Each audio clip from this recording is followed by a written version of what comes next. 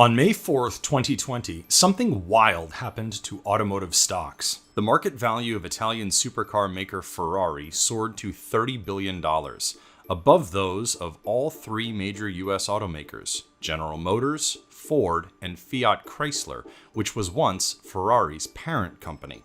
Compared with those three giants, Ferrari is a tiny car maker. It has long been known for limiting production and makes just about 10,000 units per year. Compare that with General Motors, which sold nearly 8 million cars, trucks, and SUVs in 2019. While Ferrari is a small company, it is a huge name, one of the most famous and admired in the automotive world. In late May, a 2003 Ferrari Enzo fetched $2.6 million on an online auction, making it the most valuable car sold in a dedicated online-only collector car auction to date. We live in a world that's only more and more noisy all the time, I like to say. There are more and more things going on. There are more and more items competing for your attention. And in a world like that, if you've got a brand that can stand out, a brand that is universally recognized and can kind of step through and rise above that noise, you've got a very valuable brand. And Ferrari in the automotive world would be a perfect example of one of those brands. Perhaps aside from competitor Lamborghini, Ferrari is the name that has given Italy its reputation for producing some of the fastest, sleekest, and most eye-catching cars on the planet. That reputation is so strong, Ferrari bets it can carry its world-class name far beyond automotive production and sell other goods to the legions of admirers unable to afford a 6- or 7-figure sports car. This gamble, however, is by no means a safe one.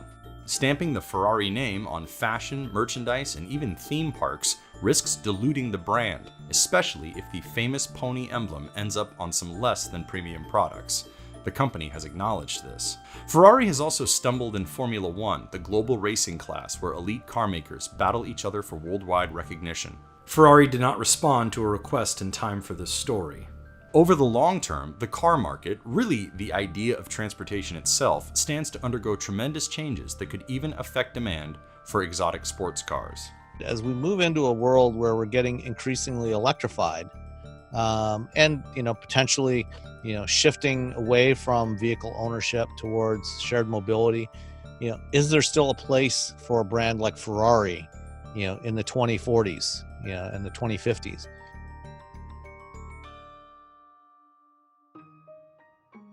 Ferrari takes its name from founder Enzo Ferrari, an Italian race car driver who had been racing Alfa Romeo cars since 1924. In 1929, Ferrari founded his own racing team, Scuderia Ferrari, which exists to this day. Based in Modena, Italy, Scuderia Ferrari was at first a team centered on racing Alfa Romeos.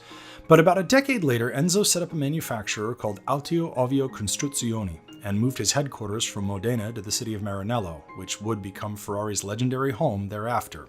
Ferrari was a car company that wanted to race, and Enzo Ferrari realized he had to sell a few cars to, regular consumers so he could fund his racing program. That was literally the mantra and the vibe that started Ferrari. That was what the owner wanted to achieve. Ferrari commissioned the engineer Gioacchino Colombo to build him a totally new car in 1945. Ferrari's first racing car was the 125S, made in 1947. It came with a 12-cylinder engine, something frequently seen on Ferraris later. A street vehicle called the 166 Inter came a year later. Ferrari started competing in Formula One, the elite global racing series, in 1950, and won its first world title 2 years later. Racing has always been at the heart of the Ferrari brand. Scuderia Ferrari is the oldest Formula One team and has also participated in famous races such as the endurance races at Le Mans, France and Daytona, Florida. Continuously, it's the only brand that has been continuously part of Formula One racing from 1950 onwards, when a world championship was established. And they've also been involved in a lot of other motorsports, and unlike other brands, they've always tried to keep it relatively pure, sports and grand touring cars. Being a small manufacturer of highly specialized cars is never an easy path to travel. Many such automakers have either formed partnerships with larger companies or been acquired entirely. Ferrari was no different. The Italian automaker Fiat took a 50% stake in the company in 1969 and increased its stake to 90% in 1988. Enzo Ferrari's son, Pietro, owned the other 10%. In 2016, Fiat, which had since become Fiat Chrysler, spun Ferrari out into a separate publicly traded company, trading under the ticker symbol RACE. Ferrari is obviously best known for its cars, but the company has expanded the reach of the Ferrari brand beyond the small, rarefied world of racing fans and lovers of supercars. The late Sergio Marchionne, the larger-than-life CEO of Fiat Chrysler, who also served as Ferrari's chairman and CEO until his death in 2018, had said in 2014 that he thought Ferrari had a future that went far beyond driving. "I actually think cars are almost incidental to Ferrari," Marchionne said prior to the company's initial public offering. "It sounds sacrilegious, but it is truly a luxury brand." Up to its IPO, Marchionne maintained Ferrari was worth at least 10 billion euros, around $11 billion according to May 2020 exchange rates. Some analysts thought that number sounded a bit high, with at least one valuing the company at roughly half that. But if market capitalization is any indicator, the company is worth about 3 times that just a few years later. Its revenues have not tripled in that time. Rather, the company and investors have been betting that brand recognition is an underexploited asset at Ferrari. The Ferrari name and the famous yellow and black prancing horse logo are recognized the world over. Brand Finance, a firm that measures the impact of various brands, considers Ferrari to be the most powerful brand in the world. Its fame either rivals or exceeds that of not only other global luxury symbols, such as Rolex and Hermès, but also the brand power of massive information technology and entertainment names, such as Disney and Google, and even purveyors of seemingly ubiquitous products, such as Coca-Cola. This is especially striking when one considers Ferrari sells about 10,000 cars per year, when Coca-Cola says it hands out 1.9 billion servings of one of its drinks every day. They've been quite cautious about what they're doing, but the kind of primary thing that they've been really focused on is making sure that their models are really strong and they maintain their reputation for just for excellence in motor cars, while not devaluing or reducing the strength of their brand. So Ferrari is looking for new ways to leverage that brand power. The company said it plans for branded goods to contribute 10% of earnings before interest and tax within the next decade. This includes merchandise such as clothing, coffee mugs, and watches. The company operates its own stores and sells goods online. Through the years, Ferrari has stamped its logo on an array of products, including some very offbeat ones like Acer laptop computers and Mahjong sets. There is also a Ferrari World theme park in Abu Dhabi, complete with roller coasters. But there is definitely an opportunity to make a lot of money from their brand. I mean, if it's closely connected to their brand and their experience, like in the case of the theme park, then that's probably good, because you can maintain the connection and maintain sort of how the brand is perceived and seen to customers, and you have quite a lot of control over that. Of course, there are risks to this. The company acknowledged in filings that its attempts to reach more customers through merchandising could lead to some missteps. Branding is a tricky business. Part of what gives Ferrari its brand identity is exclusivity. The 10,131 cars it sold in 2019 came after the company decided to lift its once strict production limit of 7,000 cars per year. Waiting lists for Ferrari cars can be long. Buyers can wait 4 to 5 years for delivery of the most customized Ferraris. The company is also known for being very picky about who it will even sell some of its limited edition vehicles to. Late racing legend and devoted Ferrari collector Preston Henn, who passed away in 2017, had sued Ferrari, alleging that the company refused to sell him a Ferrari Aperta. Henn had gone to great lengths to get the car, even mailing a $1 million check to Sergio Marchionne. The check was returned. Henn slapped Ferrari with a defamation suit, which he later dropped. Then he bought an Acura NSX, a supercar from Honda's premium brand, which he said was better than a Ferrari anyway. The company has at times seemed even aggressive in controlling what its cars are associated with.